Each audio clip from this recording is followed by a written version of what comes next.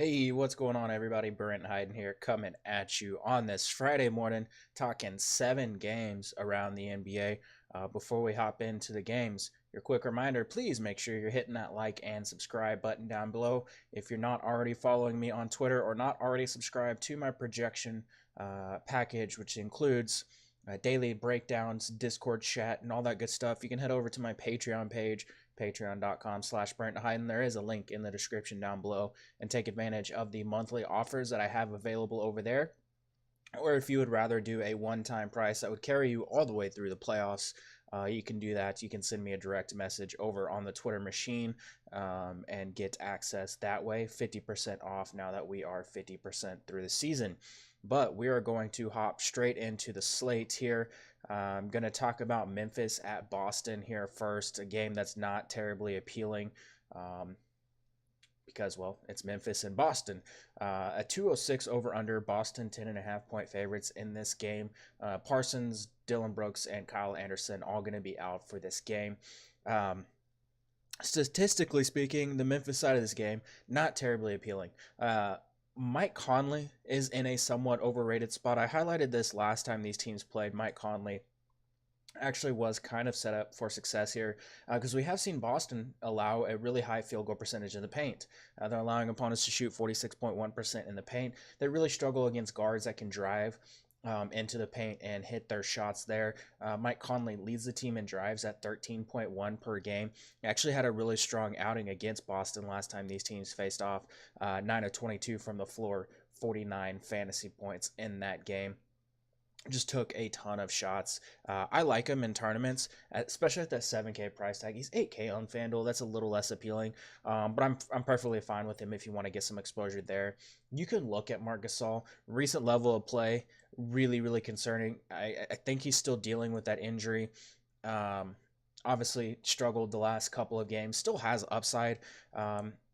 Didn't do too well in this game last time out, but I still kind of like him in tournaments at 6,800 on DraftKings and 7,200 on FanDuel. Omri Caspi, Garrett Temple, some of these value plays, Justin Holiday, they're guys that you can sprinkle in your lineups. There's value on this slate already. I don't feel the need to force any of those guys. I will say I still like Jermichael Green a significant amount, coming in at 5,300 on DraftKings, 5,600 on FanDuel. Again, matchup's not great, but he's someone that I wouldn't mind getting some exposure to as well. On the Boston side of things, Kyrie Irving, always a really strong cash and tournament option regardless of the opponent. Obviously, with Memphis being a pretty strong defense, you don't want to force him into your lineups, but he's 9K on DraftKings and 9,600 on FanDuel. Again, he's perfectly fine in all formats. Memphis is allowing 39% shooting on above the break threes over the last 10 games. We know Kyrie Irving, a guy that can get hot from beyond the arc. That's also a pretty big boost to Marcus Morris, Gordon Hayward. Neither one of those guys really jumps off the page, but again, these guys that are 3-point shooters could have some success here.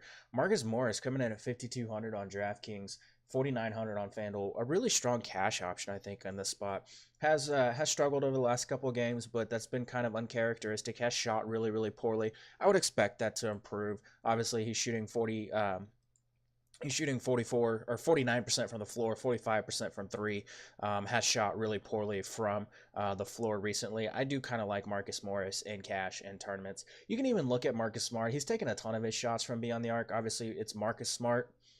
And that's a little bit concerning. The fact that he's hoisting a ton of threes, something like 50% of his shots come from beyond the arc.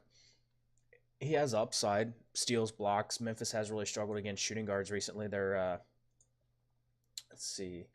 Over the last 10 games, they are one of the worst defenses in the NBA against shooting guards and power forwards. So this is a spot where I don't hate getting some exposure to either one of those guys. Moving on to a somewhat more appealing game, we have Brooklyn at Orlando. Brooklyn 1-point favorite in this game, 216 over under. Karis LeVert, Allen Crabbe, Jared Dudley all out. Ish Smith is probable. Kyrie Thomas is probable, and Henry Ellenson is questionable for this game. Nikola Vucevic coming off his 5th double-double in 8 games. Really, really strong spot here for him. Terrence Ross averaging 19.8 points per game over the last 5 contests. Looking at the Orlando side or the Brooklyn side of this first, we saw what I was worried about last game. Spencer Dinwiddie broke out of that slump against Houston. Had a really strong game, 13 of 22 from the floor, 10 assists, 52 fantasy points. That's basically what's going to happen a lot of nights. You're going to get D'Angelo Russell's either going to be the hot hand or it's going to be Spencer Dinwiddie. One is going to really, really suck. One is going to be really, really good. Russell has been the hot hand for the last 10 games, averaging 22.4 points on almost 50% field goal percentage and 38% from three, to go along with his 3.9 rebounds and 6.9 assists. Spencer Dinwiddie, I think, is a little bit more interesting personally. Orlando has allowed 36.5% shooting on above the break threes over the last 10 games, and they've allowed opponents to shoot almost 65% at the rim. And if you look at the shot profiles for both of those guys, D'Angelo Russell, 18% of his shots come at the rim. Spencer Dinwiddie, 33% of his shots come at the rim. Both of those guys taking about 32% of their shots as above the break threes. I think I like Spencer Dinwiddie a little bit more. 5,700 on DraftKings, 6K on FanDuel than D'Angelo Russell, but I've been wrong so many times this year trying to predict which one of these two guards is going to get hot. Yeah, it's frustrating. DeMarre Carroll has been really solid over his last 10 games, averaging 16.6 points to go along with 6 rebounds, and he has topped 30 fantasy points in 7 of those games. While he doesn't project particularly well, he does have I have him projected about 28 minutes. Obviously, the matchup is not perfect here for him, but it's worth noting. Again, he's been playing really, really well. Did struggle against Toronto, a little bit against Atlanta, but again, has been playing really well. The rebounding potential is there for him. 17% of his shots are corner threes. The Magic have allowed 43.5% on corner threes this season. I really like DeMarre Carroll as a guy that probably won't garner a lot of ownership. Rodions Quirks is perfectly fine in GPPs. He's been playing a little bit better recently. He comes in at 4,300 on DraftKings, 4,400 on FanDuel. Has upside. Again, it's not a smash spot for him by any means, but I'm perfectly fine with him. He has double-digit field goal attempts in back-to-back games. That's pretty appealing. And then Jarrett Allen, a guy that we can definitely consider building around here tonight.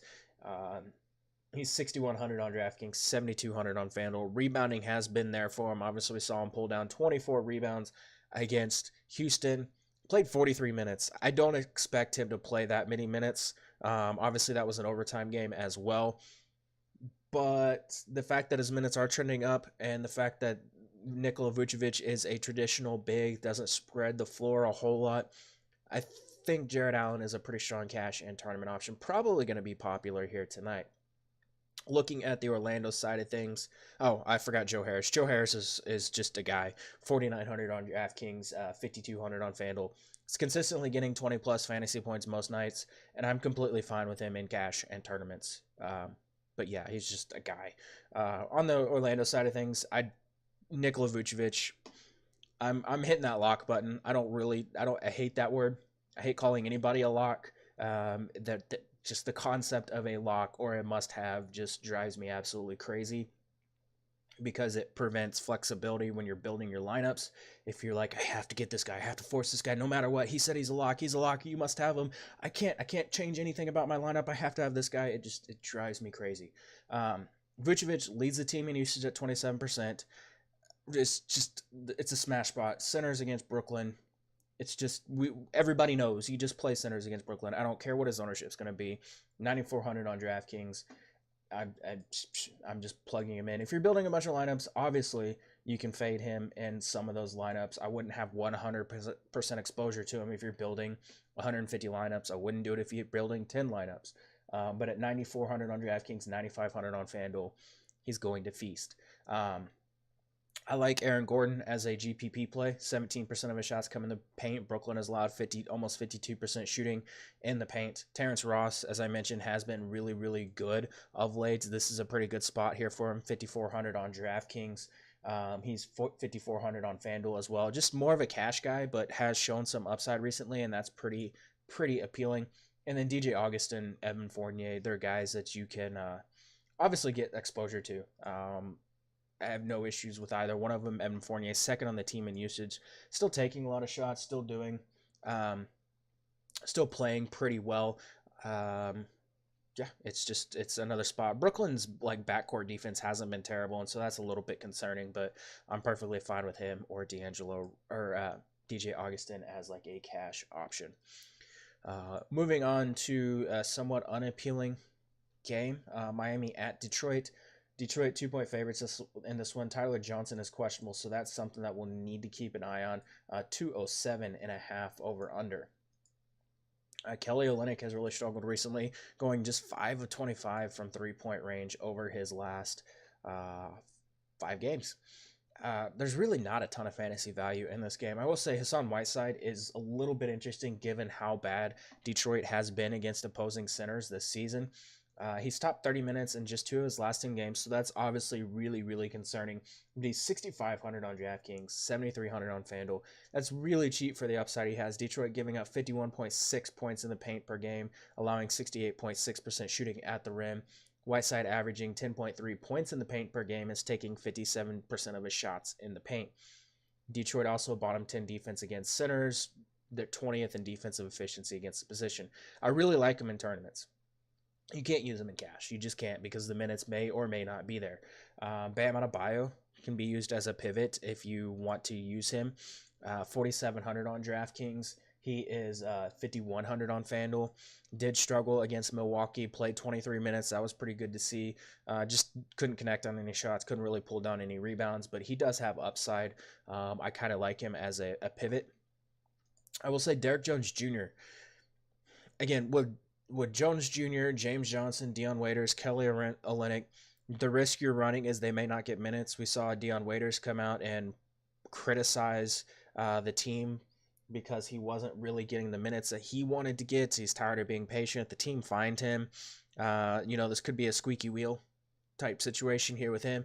But Derrick Jones Jr. at 4,200 on DraftKings and at 4,100 on FanDuel is a very interesting option because Detroit really struggles to defend the rim. He takes 63% of his shots at the rim, Detroit allowing 68.6% shooting at the rim. 13% of his shots come as corner threes, where Detroit is allowing 41.8%.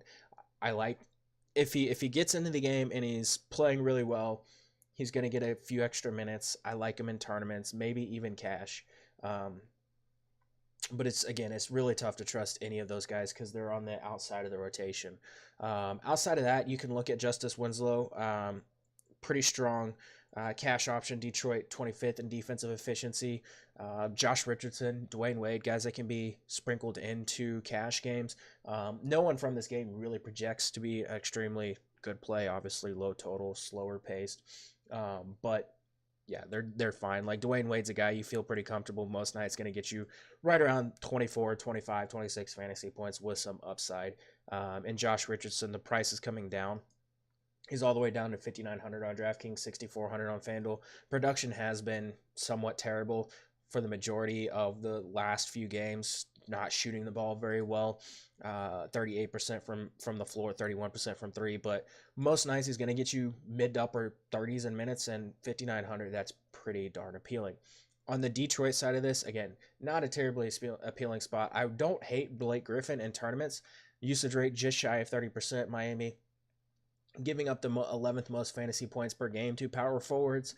They rank 21st in defensive efficiency to power forwards. If I was forcing exposure to this spot, it would be Blake Griffin, who is 8,700 on DraftKings, 9,800 on FanDuel. 40-plus fantasy point floor pretty much in this spot. Reggie Jackson, strong cash mid-range option, even with Ish Smith coming back. Reggie Jackson, 5K on DraftKings.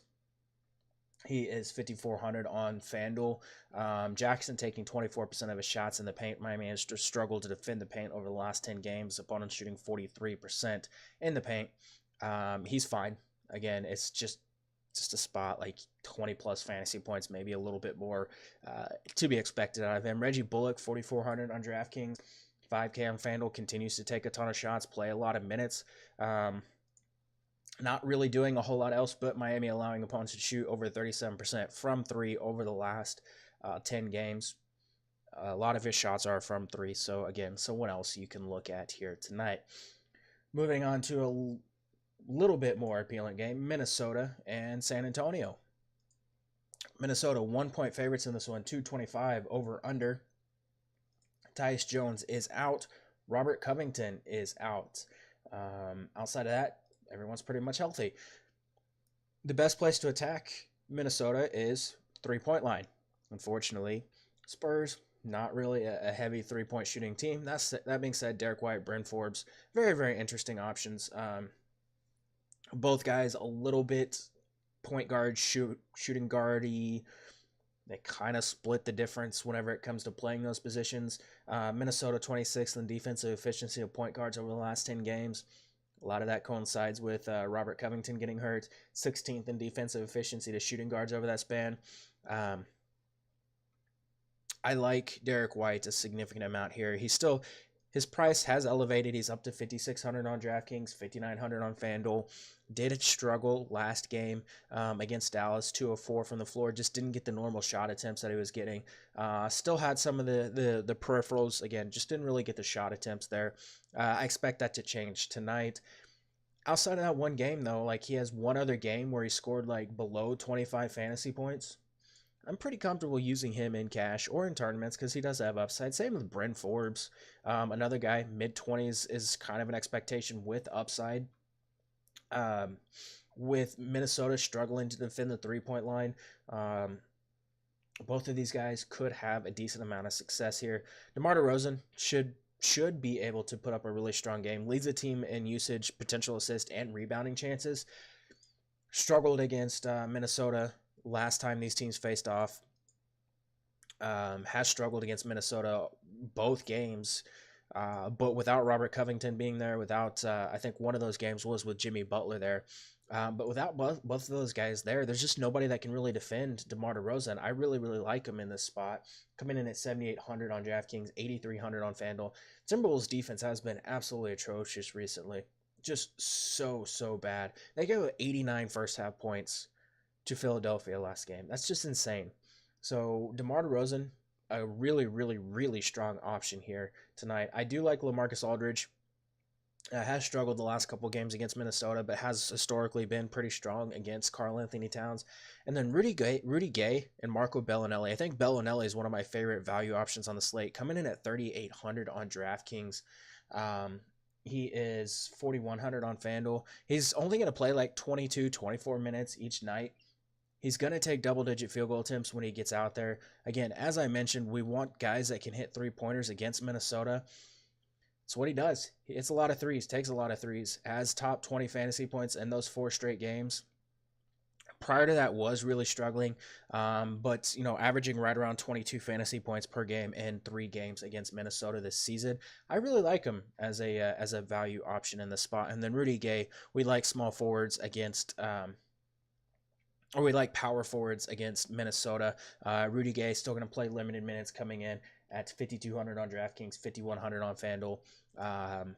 Playing through that wrist injury, still scored pretty well in that first game back against Dallas. I like him as a value/mid-range option. On the Minnesota side of things, with Tyus Jones being out, we're going to get a whole lot of Derrick Rose and Jeff Teague.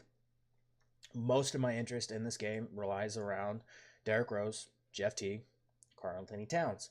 Not really going to get a whole lot else in this spot. Towns, even with Rose being back, still 29.2% usage rate, 1.55 fantasy points per minute.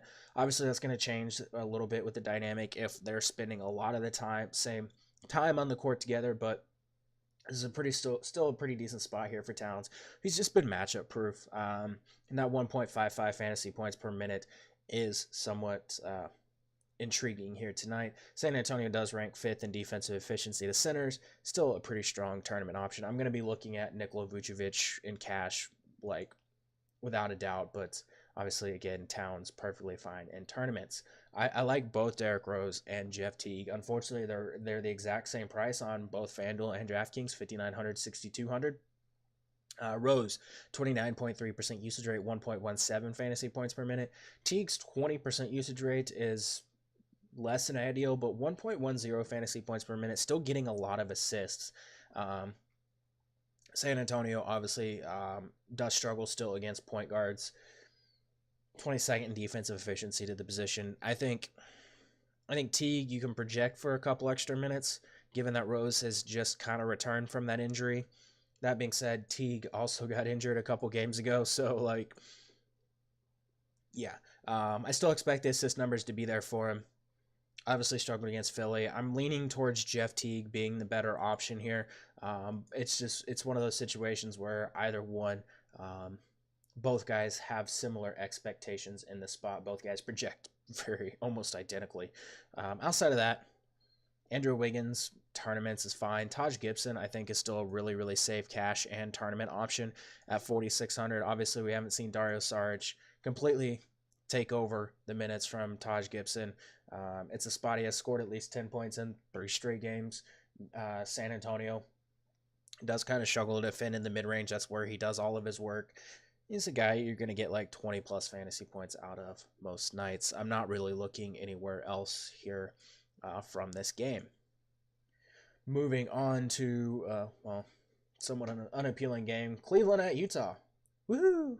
Utah, 15-point favorites in this one. 214.5 over under.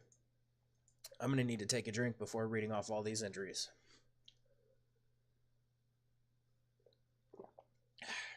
Larry Nance out, Rubio out, Dante Exum out, Howell Neto out, Thabo Sefolosha out, David Nwaba out, Tristan Thompson out.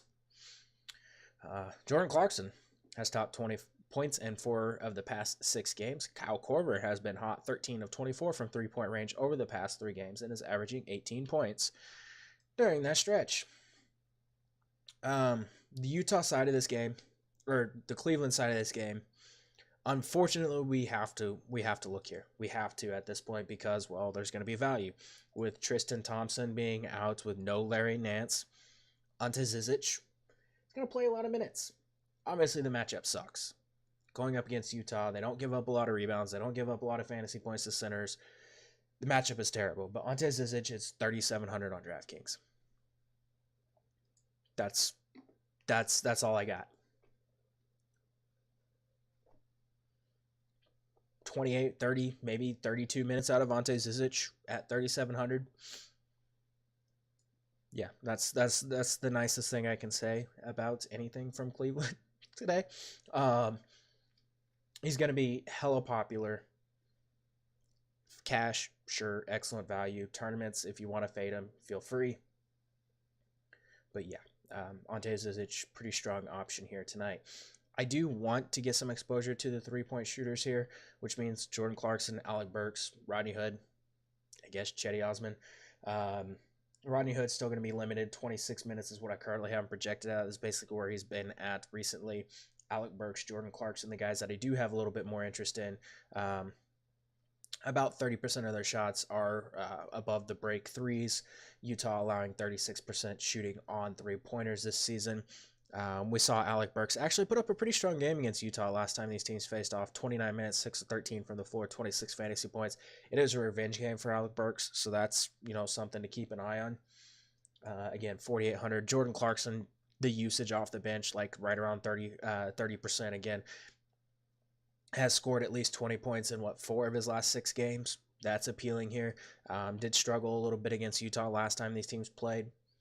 And then Rodney Hood, as I mentioned, going to be a little bit limited, but at 4,300, he's taking a ton of shots. Has scored over 20 fantasy points in 3 of the last 4. 20 fantasy points against Utah. It's an appealing spot, I think, for Rodney Hood. Jerron Blossom game, I think he's going to be, I think people are going to chase. I really do. This guy's not any good. I know he pulled down 10 rebounds against Portland. Got 29 minutes. He's just not any good. I only have him projected for 21 minutes, and at 21 minutes, he could have one of these games. This is a dream matchup here against Atlanta. 23 minutes, he had 3 fantasy points. Terrible matchup against Miami. 33 minutes, 26 fantasy points. This dude's just really, really inconsistent. Dream matchup against Chicago. 22 minutes, nothing. 30 minutes against Toronto, nothing. Obviously, Larry Nance, Tristan Thompson in some of those games. There's potential, I guess. It would be a better FanDuel drop candidate than anything else. But if people are going to play him, I just don't want to do it. I'm still going to look at Clarkson, Burks, and Ante Zizic, and then Rodney Hood, I guess, if you really want to have some gastric distress with the rest of your night. Looking at the Utah side of this, Jay Crowder, Derek Favors, Rudy Gobert, Donovan Mitchell, Royce O'Neal, those guys all excellent options here. Cavaliers 24th defensive efficiency to power forwards. Both guys really, really strong options. Jay Crowder, revenge game. Derek Favors, not a revenge game. Favors still not a guy going to play a ton of minutes. Rebounding upside in the spot. Had a pretty strong game against Cleveland last time these teams played off. Cleveland struggling to defend the three-point line, which is actually a little bit more of a boost to Jay Crowder. He's a guy that I have interest in. Really, really good against the Clippers. Had a good game against Cleveland last time these teams faced off. Hit 3 of his 7 3-pointers. I think I'm going to lean towards Crowder being a little bit better option just because of the fact that Cleveland allowing opposing power forwards to shoot 41% from 3. That gives Crowder a little bit more of a boost, and he's a little bit cheaper, and that's somewhat appealing in the spot. Donovan Mitchell, I don't really think I need to go too in-depth here. We know 38% usage, 1.33 fantasy points per minute with all those injured guys off the floor. He's an 8,900 on DraftKings, 9K on FanDuel. Cleveland, 29th in defensive efficiency to point guards. Like, Donovan Mitchell should absolutely smash in this spot. Has over 40-plus fantasy points in 5 straight games, 4 straight games. 5 straight games. Going to take a ton of shots. Cleveland allowing opponents to just light them up from the floor. Yeah, it's pretty appealing here tonight. Opponents are shooting almost 50% from the floor against Cleveland this season. If this game blows out, it's because Donovan Mitchell has a huge game. You can look at Royce O'Neal again. Floor is a little bit of an issue for him, but at 4,300, it's a little more appealing than it was whenever he was 4,700, 4,500. Gonna play a ton of minutes. There's some rebounding upside here. I'm fine with him in cash and tournaments, just more of a cash game play, I think. And then Kyle Korver, as I mentioned, has been shooting the ball really, really well of late. 3 straight games, he's over 24 fantasy points. Minutes are solid for him. I like him. I like him. We know he's going to get 20-plus minutes, going to take a decent amount of shots. Again, Cleveland really struggling to defend the three-point line. Opponents are shooting 36.8% from 3 against Cleveland, and Kyle Korver, obviously 71% of his shots come as three-pointers, so this is a pretty good spot for him. And then Joe Ingles in tournaments. Moving on to a very appealing game, New Orleans Pelicans at Portland here. Portland 3-point favorites, 233.5 over under. Nurkic became the 16th player in NBA history to reject 5 or more shots while recording a triple-double. Has had 5 or more blocks in 3 of his last 9 games. Had a huge game against Cleveland, which leads to Rudy Gobert, who I failed to touch on. But again, it's Rudy Gobert. Has like 20-plus rebounds in 3 straight games or something like that. Don't feel like I need to talk too much about that. Again, I'm going Nurkic over, or Vucevic over him, but 20-plus rebounds in 2 straight games. Sorry. Again, Vucevic over Gobert for me. Back to this game. Anthony Davis has scored 30 or more points in 5 straight games, averaging 36 with 14.8 rebounds during that stretch. At this point, do I need to talk about Anthony Davis? Like, everybody knows Anthony Davis is good. It's a good matchup for him. Portland really, really shouldn't be able to contain him. Trailblazers giving up 50 points in the paint per game. He's obviously a great option. So is Julius Randle.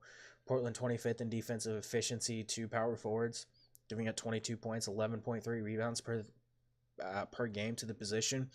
He's 7,500 on DraftKings. He's 7,800 on FanDuel. You would expect his minutes to still be up there right around 30, 32, 33, depending on how much, Nikola Mirotic eats into those minutes. It's a good spot for him. Had a good game against this team last time out. That was without Anthony Davis, but, 29 points. Pretty solid. Nikola Mirotic is in a really good spot. Again, 5,900 for Nikola Mirotic on DraftKings. He's 6,200 on FanDuel. Shot the ball really, really well against Golden State. That's kind of what we expect out of him. Portland's allowing 36.9% three-point shooting. It's a really, really strong spot here for Nikola Mirotic. I really like the price on DraftKings at 5,900. We know the minutes are going to start to trend upwards. It's a good spot. I'm perfectly fine with him, especially coming off the bench where he's going to get a little bit more usage. I really like Drew Holiday as a great cash tournament option. 3-point floor. Drew Holiday, feel like it's the same thing every single night. He takes like 41% of his shots from beyond the arc, which is obviously 27% of his shots from beyond the arc, which again is a boost because Portland really struggling to defend the 3-point line, allowing 36.9% shooting from three. Elfrid Payton's fine in tournaments, and each one more I think we need to talk about coming in at 4K on DraftKings, 4,200 on FanDuel. Really strong cash and tournament option here. Portland, 23rd in defensive efficiency to small forwards, allowing 21.1 points on 45% shooting, 40.5% shooting from beyond the arc this season.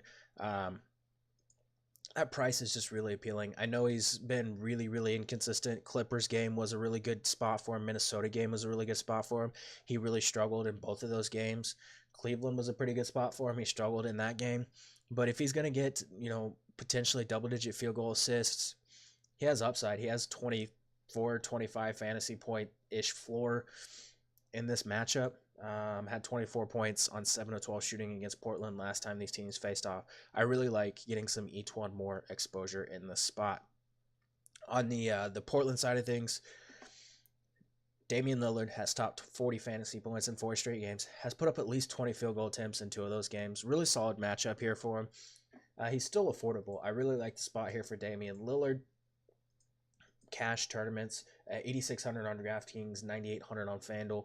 Pelicans 26th in defensive efficiency to point guards. Lillard's really good against the Pelicans in the regular season, really bad against them in the playoffs. The Trailblazers, actually, this is kind of interesting. They've won 13 of the last 15 regular season meetings against the Pelicans, even though the Pelicans just wiped the floor with them in the playoffs. But I really like Damian Lillard in this spot again. New Orleans 26 in defensive efficiency to point guards. McCollum, always a tournament play. Al-Farouq Aminu has been outstanding recently, averaging 27.3 points, fantasy points on 10.2 points and 8.3 rebounds over his last 6 games. New Orleans allowing 41.2% on corner threes. He has the ability to hit corner threes. A decent amount of his shots are corner threes, 15% of those overall. 49% of his shots are three-pointers. Pelicans allowing 36.2% on three-point attempts this season. I like Al-Farouq Aminu in this spot. Pelicans also really struggling to defend in the paint, which is also a little bit of a boost for him as 45% of his shots come at the rim or in the paint.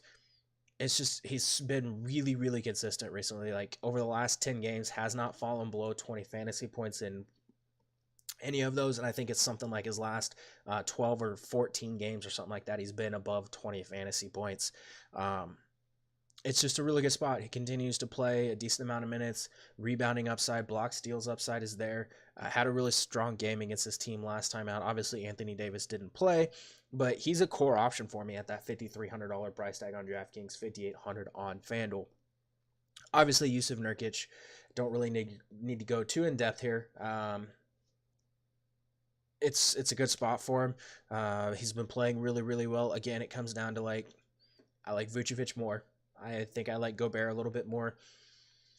But considering how well he's been playing, a double-double in 2 of his last 4, almost had one against Denver.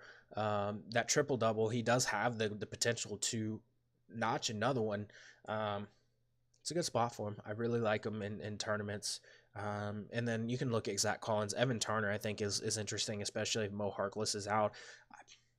At this point, I don't know if Mo Harkless is going to ever be like a consistent guy as far as his status goes. That knee apparently really bothering him. But Evan Turner, going to get extra minutes if Mo Harkless is out, would play upwards of 24, 25, 26 minutes. And this is a really, really good spot for him. Had a really big game against New Orleans last time these teams faced off. I like him a decent amount, especially if Mo Harkless is out. And on to the final game of the night. Golden State Warriors at the Clippers. Golden State 6-point favorites in this one, 241 over under. The return of Boogie. The Boogeyman is here. I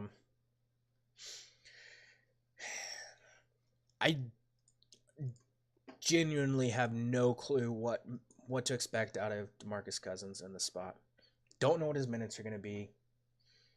Don't know what his impact is going to be on the rotation. Don't know what his impact is going to be on Steph Curry, Kevin Durant, Draymond Green, any of these guys. The digging that I was able to do to try and draw some conclusion here is that he's going to, I think his being in the lineup is going to hurt Draymond Green, and it could hurt Stephen Curry.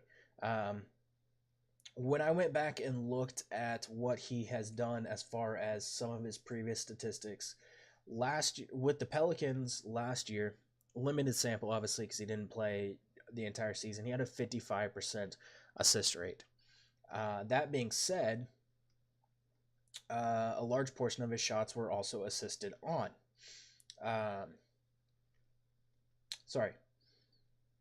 55% of his made shots were assisted on. He had a 24% assist rate. Got those a little bit confused. When I went and pulled like Rajon Rondo's numbers with DeMarcus Cousins on the floor, Rajon Rondo had like a 34% assist rate when they played together. When you took him off the floor, when you took DeMarcus Cousins off the floor, Rajon Rondo had a 54.4 assist rate. Same thing kind of happened with Jrue Holiday, 32% assist rate with DeMarcus Cousins off the floor and a like 22% assist rate with him on the floor. Looking at their fantasy point production, whenever Cousins was on the floor, I'm pulling that up right now. It's taking a little bit long to look at or to pull up. Again, you're going to get Rajon Rondo, Jrue Holiday likely averaging more fantasy points per minute whenever DeMarcus Cousins is off the floor, strictly because, well, the assist numbers go up. So again, you're looking at guys like Draymond Green having a little bit of an issue here because the assist may not be there for him, and Draymond Green relies heavily on things like assists and rebounds because he doesn't score a whole heck of a lot. So looking at it with DeMarcus Cousins on the floor in 684 minutes, Rajon Rondo 0.89 DraftKings fantasy points per minute, Jrue Holiday 0.85, and again when we take them off, this might take a little bit too long to pull up, those numbers are going to go up. I still think Stephen Curry is fine. Clippers ranked 21st in defensive efficiency to point guards. They've allowed 36.3% shooting from beyond the arc. Curry averaging 55 fantasy points per game on 32.4 points, 6.8 assists, 5.8 rebounds. With Cousins being there, we could see Curry get a few extra field goal attempts. Again, having another big man that can assist on some of those shots should help. So yeah, Rajon Rondo 1.25 DraftKings fantasy points per minute, Jrue Holiday 1.21 fantasy points per minute whenever you had DeMarcus Cousins off the floor. That was from the time the Pelicans acquired him to the time he went down with that Achilles injury. So take that for what it's worth. Again, I still think Stephen Curry, Kevin Durant, really, really strong options here. Draymond Green, Klay Thompson, I think the guys that could be hurt the most. It's really tough. It's almost impossible to be able to break this down because there's just no telling how many minutes he's going to play, what he's going to be capable of doing, how their offense is going to gel. But again, I think Stephen Curry, Kevin Durant, the guys that you feel the most confident in, Draymond Green and Klay Thompson being the guys that I think get hurt the most. If Cousins is going to play 20-plus minutes, again, I don't think we're going to get that news in time to be able to do anything with it. But at his current price tags, he's not a terrible option here. $5,500 on DraftKings, $4,600 on FanDuel. Because the Clippers just so bad against opposing big men, 26 points per game and 16.4 rebounds allowed to opposing centers. It's interesting in tournaments, I think. I don't know that you want to go there in cash. On the Clipper side of things, Lou Williams is my favorite option here. High usage guy off the bench. Clippers are really going to need him offensively if they're going to stay in this game. 24% of his shots come at the rim, where the Warriors have really, really struggled to defend this season. He's $6,700 on DraftKings. That's pretty appealing in cash and tournaments. He's similarly priced at $6,800 on FanDuel. 40 fantasy points per game in 2 games against the Warriors this season. I really like Lou Williams. I think Tobias Harris is perfectly fine in cash and tournaments. Obviously, going to draw a little bit more Draymond Green defense, and that is a little bit concerning because Draymond Green's level of play recently has been really good, but he's second on the team in usage, 23.1%. Danilo Gallinari, interesting tournament option here. 36% of his shots are above the break threes, whereas allowing opponents to shoot 40.3% on above the break threes over the last 10 games.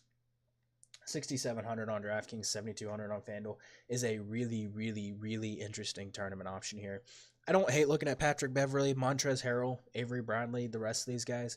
They're just guys, mostly the guards. They're just guys that I would be sprinkling in as values. Montrezl Harrell still a pretty strong option here. Golden State allowing 66.1% shooting at the rim this season. Yeah, he's 7,200. It'd be a pretty strong tournament, even cash game option, I think, in the spot. Again, it's really, really tough to break that game down because there's just no telling what kind of impact DeMarcus Cousins is going to have or how he's going to fit. We've literally never seen anything like this ever, I think, in the history of the NBA with this many All-Stars taking the court together. So it's going to be fun to watch, that's for sure. Good luck in all your contests tonight. I may not be back tomorrow for Saturday. Originally had planned on a recording, but we'll have to play that one by ear. May not be able to do it tomorrow. If not, then I will definitely be back on Monday. Got to figure out what I'm going to record on Monday because it's an all day thing because of Martin Luther King Day. But again, good luck on all your contests, and I'll see you guys later.